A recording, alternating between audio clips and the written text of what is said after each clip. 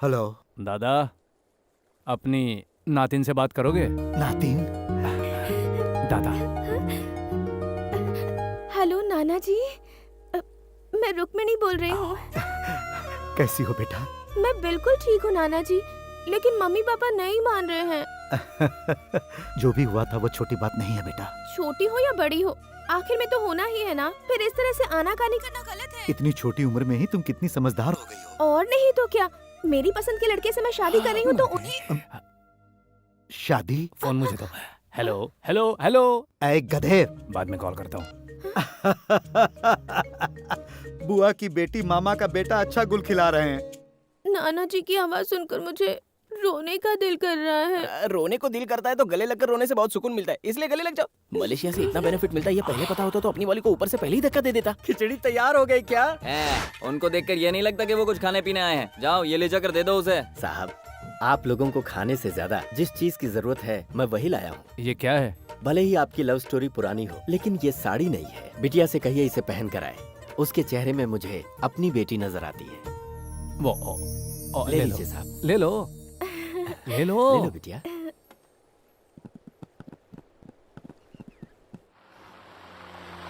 शादी हो रही है इसलिए सभी लोग खुशी से तैयारी कर रहे हैं। ए जी, आपके आने तक मैं यहीं बैठकर वेट करूँ क्या? छोड़ ना, जाने मन शादी करेगी। सर इन्हें कुछ और वक्त चाहिए। वो तो इसने यूं ही कहा था, इसकी आंखें कह रही है अभी शादी करेंगे, है ना जाने आपकी मन। शादी के पहले हमें यहाँ एक धमाका करना है। चलिए सर। क्या सर, एक्शन की तैयारी कर रहे हो क्या? और क्या कर सकता हूँ लक्ष्मी? सच्चाई बताने में ही भलाई है सर। उस दिन आपने सच कहा तो मैंने विश्वास किया क्या सर? देखते जाइए सर, ये लोग खुद उस लड़के को हमारे साथ भेजेंगे। देखना मेरा जादू। आइए सर, नमस्ते। नमस्ते नमस्ते भाई। शादी में आए हैं ना? शादी रुकवा कर लड़के को यहाँ से उठाकर ले जाने के लिए आए हैं। मैंने कहा था ना, सच कहूंगा तो कोई नहीं मानेगा। अच्छा, तुम कौन हो? मैं दुल्हन का छोटा भाई हूँ हाँ, और हाँ। वो बड़े भाई हैं और वो दुल्हन मेरी बहन। अच्छा, तो दूल्हे का कमरा कहाँ है? वो ऊपर है सर। आइए सर, रुकने वाली शादी की तैयारी में इतने सारे लोग जुटे हुए हैं, ये देखकर हमें बहुत दुख हो रहा है सर।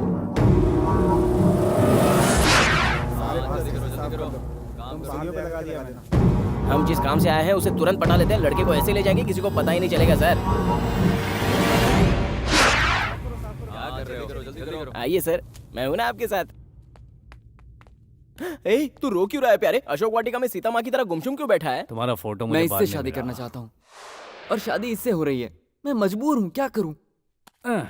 तुम्हारी तकलीफ मैं समझ रहा हूँ। कैसे? वो बहुत लंबी कहानी है, छोड़ना। I know sir, cool sir, cool. ठीक है, चल प्यारे चलते हैं। लेकिन कहाँ? उन लोगों को पता चल गया तो मार देंगे। किससे यार? इन्हें? तू भी ना। छोटे, पूंछ दबाकर भागने का जमाना गया। आज का दौर दिमाग वालों का है। इनके अंदर ताकत है लेकिन हमारे अंदर ब्रेन है ना। चल। अच्छा ये बताओ, तुम दोनों में बॉस कौन है? बॉस कोई भी हो, तुझे क्या करना है? जब से हम आए हैं हम दोनों में से ज्यादा बात कौन कर रहा है?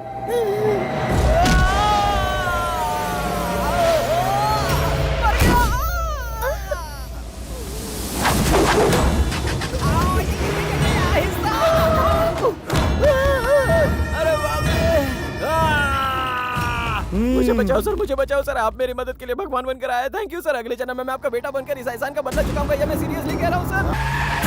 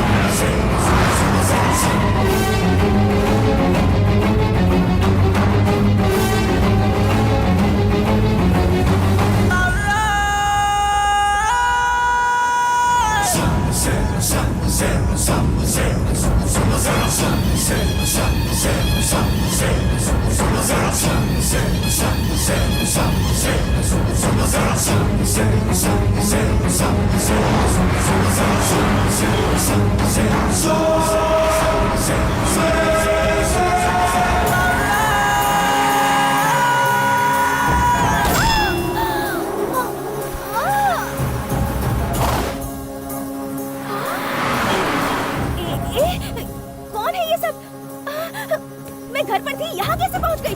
और ये सब हो क्या रहा है?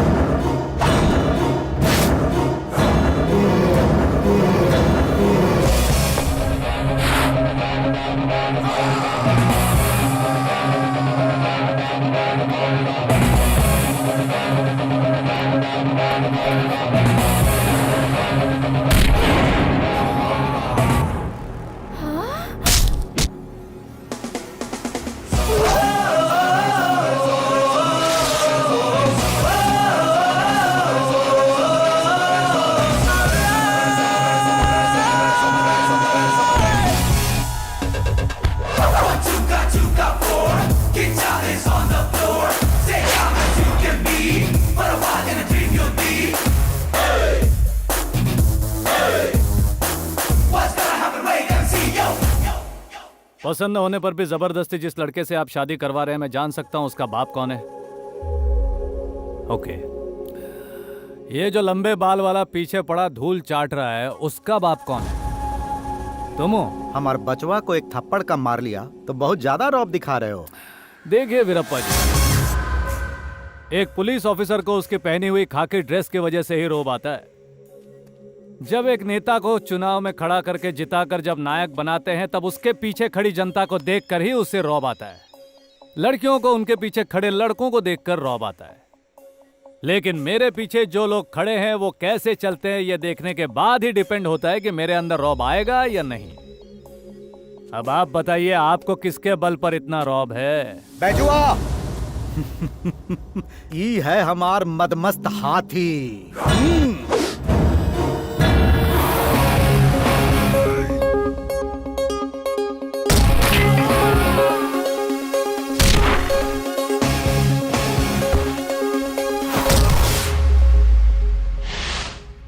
हाथी कितना भी उछल कूद क्यों न करे, उसे महावती संभालता है। वीरा विश्वा कालिया, इन लोगन के साथ हम बहुते शेर का शिकार किए हैं। गुड वीरप्पा जी, वेरी गुड।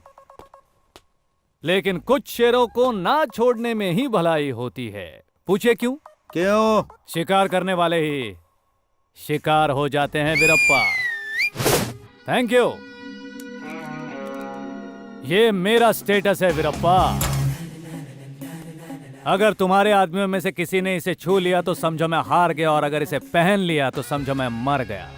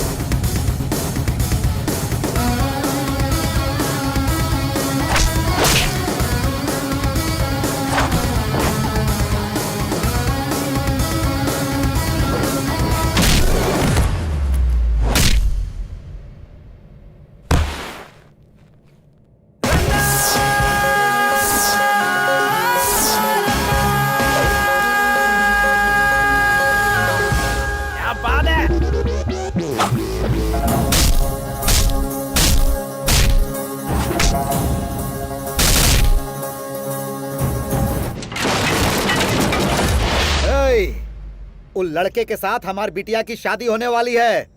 तू ये गलत कर रहा है। तुम्हारी बेटी का हाथ पकड़ने के लिए वो तैयार है कि नहीं, ये पूछे बिना उसकी शादी कर रहे हो। जबरदस्ती उस लड़के से शादी करवा दी तो ससुराल में भी वो मरेगी। नुकसान किसका बताइए। एक बात बता रहा हूं, ध्यान से सुनिए। बेकार में किसी के लफड़े में जाने से पहले जरा ये सोच लीजिए। आपसे कोई जबरदस्ती उलझता है तो आप उसकी बैंड बजाइए। देखिए, मैं बिंदास ब्रूसली की तरह हूं। फर्क सिर्फ इतना है कि वो हिंदुस्तानी नहीं है और मेरी नाक चपटी नहीं है, और छोटी छोटी आंखों वाला देश का नहीं हूं। लेकिन एक बात पे गौर कीजिए, बोलने का स्टाइल और देने का पंच सेम टू सेम है महाशय। हिंदुस्तानी स्टाइल में वार्निंग देने का अपना एक अलग ही स्टाइल है भाई। इतना बड़ा फैसला लेने के लिए तुमने एक ड्राइवर के साथ डिस्कस किया। ये बात तुम्हें अपने माँ बाप को बतानी चाहिए थी। सर वो तुम चुप रहो। आखिर ये कौन है, कहाँ से आया, इसका बैकग्राउंड क्या है, ये पता लगाना चाहिए या नहीं? ये सब जाने बिना क्या अचानक फैसला कर लिया जाता है? क्या बोलती हो सरस्वती? प्यार करना कोई शर्म की बात नहीं है और शादी करने पर गोली नहीं चलाई जाती। हमारे घर में इंसान रहते हैं, राक्षस नहीं रहते।